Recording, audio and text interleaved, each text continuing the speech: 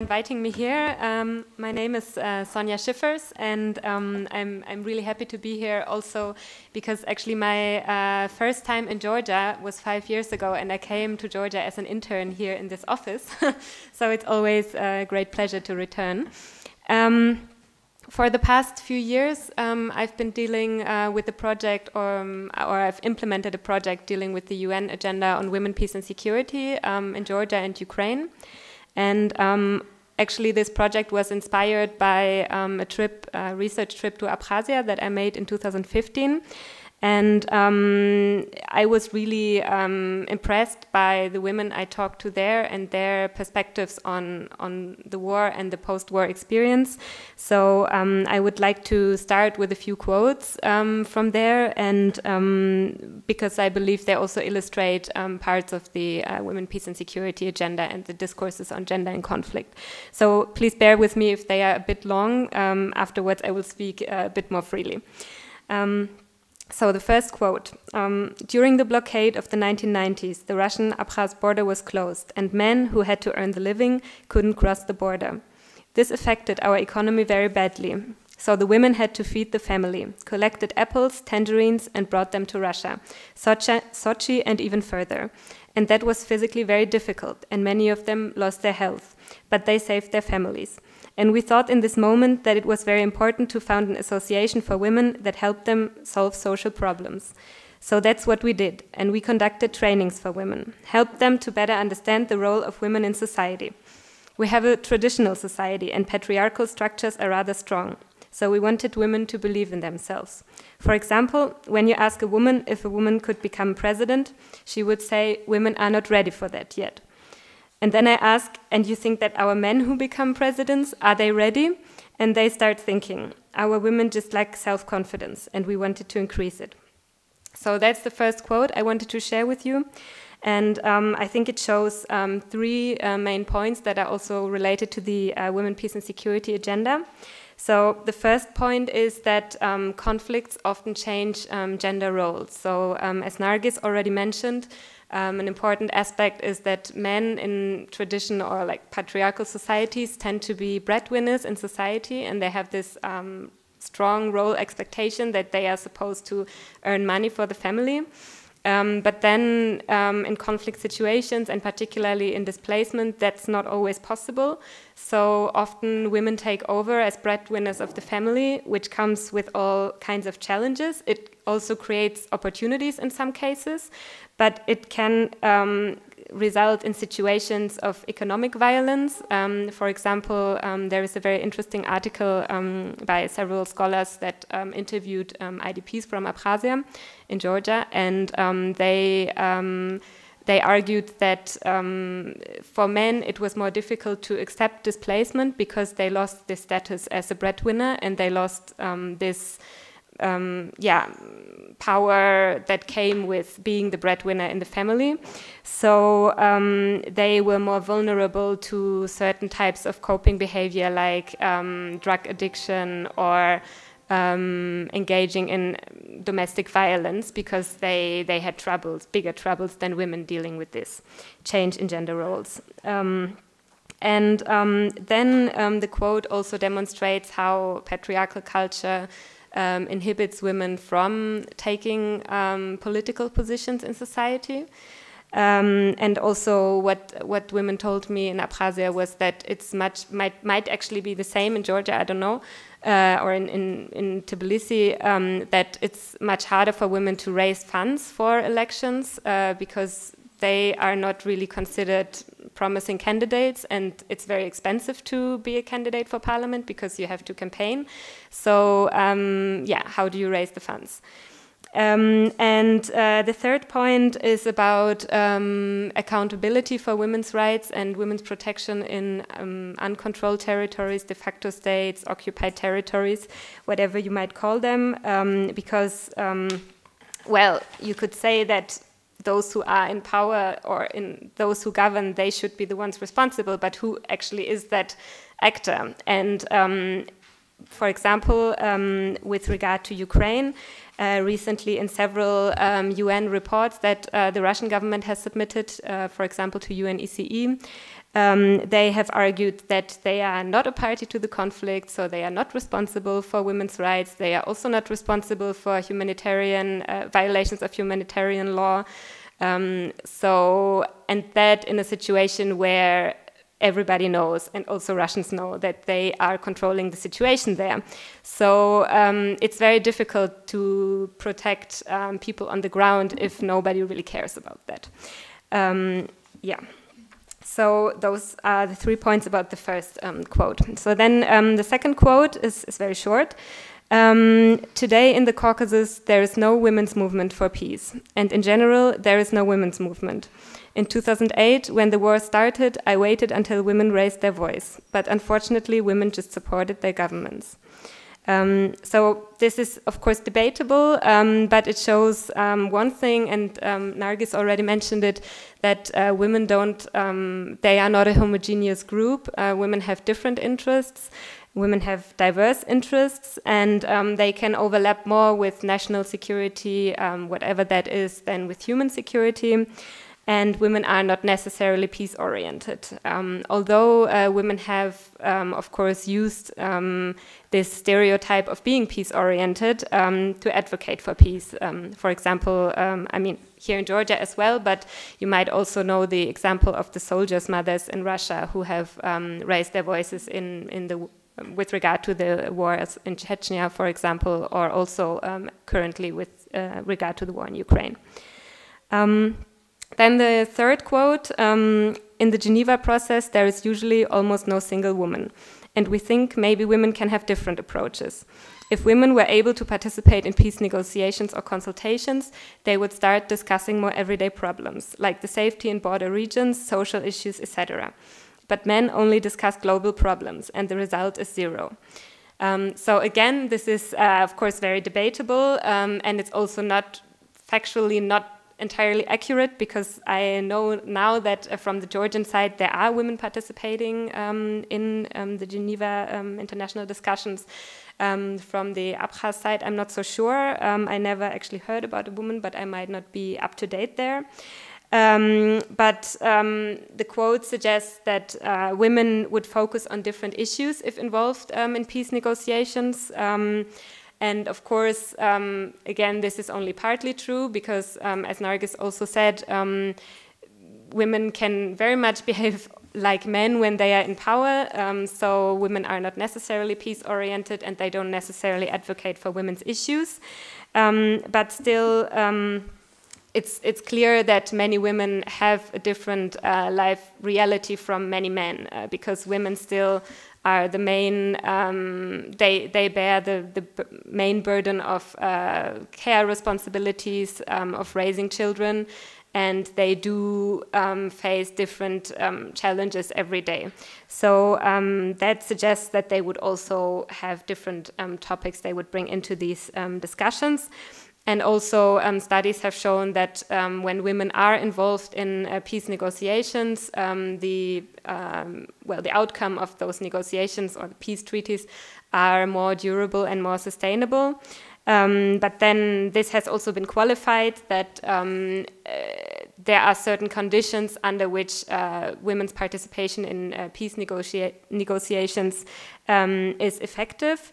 So essentially that means making women count, not counting women. So you can have 20 women at the table. If nobody listens to them, it doesn't mean anything. So there are certain conditions, for example, including women early in the process of peacemaking, and also coalition building among women's organizations, and also inclusion-friendly mediators that make women's participation more effective. So realizing all these issues, the UN came up with the UN Agenda on Women, Peace and Security in the year 2000. And this was actually, well, it wasn't actually an idea of the UN, but it was actually women's organizations and feminist researchers who had lobbied for this agenda for a decade or probably 2 decades. And there were certain measures at the UN level also already during the 90s that focused on women and conflict. But then in the year 2000, the UN Security Council introduced Resolution 1325 on women, peace and security. And it was really a milestone because for the first time ever, this very much male-dominated Security Council introduced a resolution on women and gender issues, which was unthinkable until that day.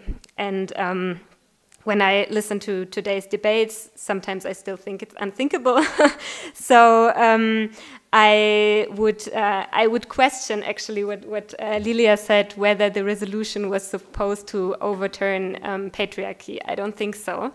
Would be nice, but I think it was more of a compromise where different states saw different. They saw different things in the resolution and in the agenda. So let me just briefly summarize the agenda. So it has 4 pillars: participation, protection, prevention, and recovery and relief. And basically participation refers to increasing the participation of women in peace and security matters. And recognizing the different roles that women take in peace and security. So they can be agents of peace, but they can also be combatants. They can be negotiators. They can be politicians with their party interests. So they are really diverse, but giving them a seat at the table. Then protection, which is clearly about protecting women from the grave consequences of war.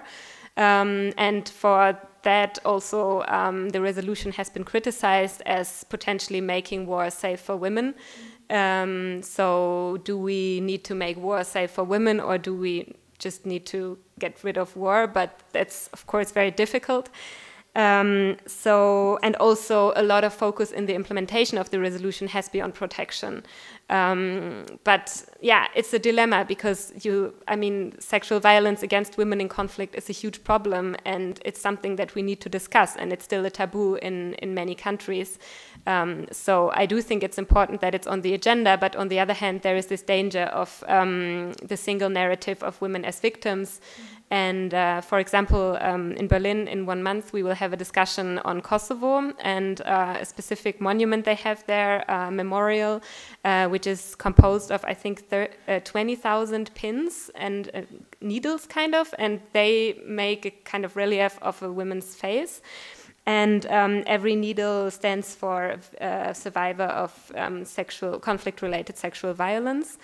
And it's called heroines, so female heroes. And on the one hand, that memorial was a big success because women and their suffering were recognized in the conflict, and they are also struggling to get reparations for the damage they incurred. And all the troubles they had and have. But on the other hand, there is this danger of the single narrative of women as victims, which the monument might actually intensify. Then there is the prevention pillar, which has been kind of underutilized, and it's mostly about including women's organizations in prevention work, so to prevent conflicts from breaking out. And lastly, recovery and relief, so to consider women's interests and positions and concerns in humanitarian work and post-conflict work. And there were 9 follow-up resolutions up until now, which emphasize different points of the agenda. And I'll be happy to also talk more about the different political positions on that. So currently I'm writing an article on the Russian position on women, peace and security.